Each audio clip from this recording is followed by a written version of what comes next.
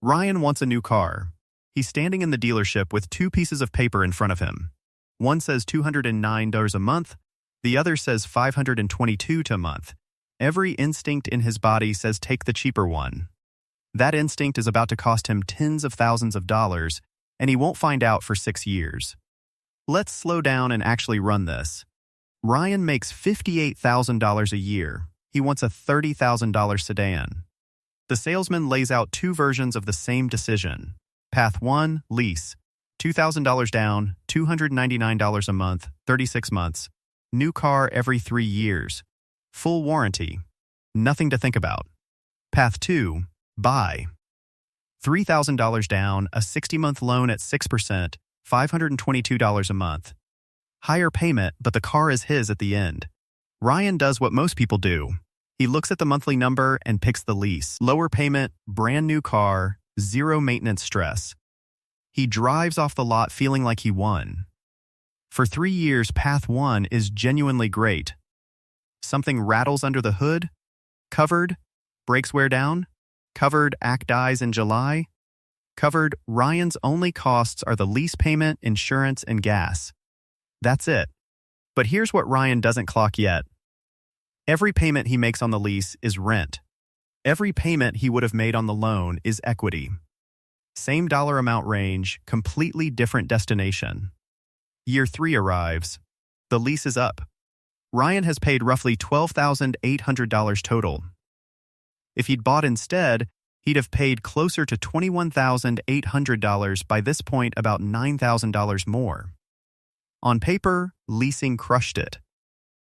Now watch what happens next. Ryan has 3 options. Buy the car for its residual value around $17,000, walk away owing nothing, or lease again. He does what 80% of leasers do. He leases again. New contract, new $2,000 down, new 36 months. The odometer resets to 0. The payment counter does not. If Ryan had bought instead, he'd be 36 months into a 60-month loan with 24 payments left. Annoying? Sure. But there's an end date circled on the calendar. Every payment is bringing that version of him closer to owning the car outright. One path is a loop, the other is a line with a finish. Fast forward to year 6. Ryan has now completed 2 full lease cycles. Total spend, roughly $25,500. He owns nothing. No asset, no title, just receipts and an empty garage story. In the version where he bought, by year 6 his loan would be paid off entirely. Total spend around $34,300, but he'd own a car worth $11,000 to $13,000. Net effective cost somewhere around $21,000 to $23,000. Run the subtraction. Leasing Ryan, $25,500 spent, 0 assets.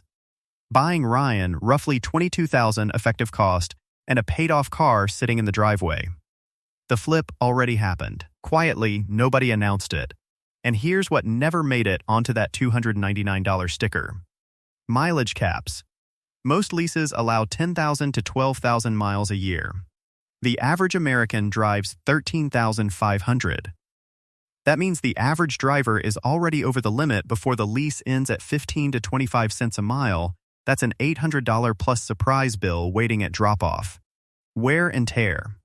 That parking lot door ding, that curb rash on the wheel, all billable, and normal is defined by the leasing company, not by Ryan. Disposition fees. $300 to $500 just to hand the keys back. He'd be paying them to take the car. And if life changes mid-lease new city, lost job, there's no clean exit. You're on the hook for the remaining balance. To be fair, buying isn't free of pain either.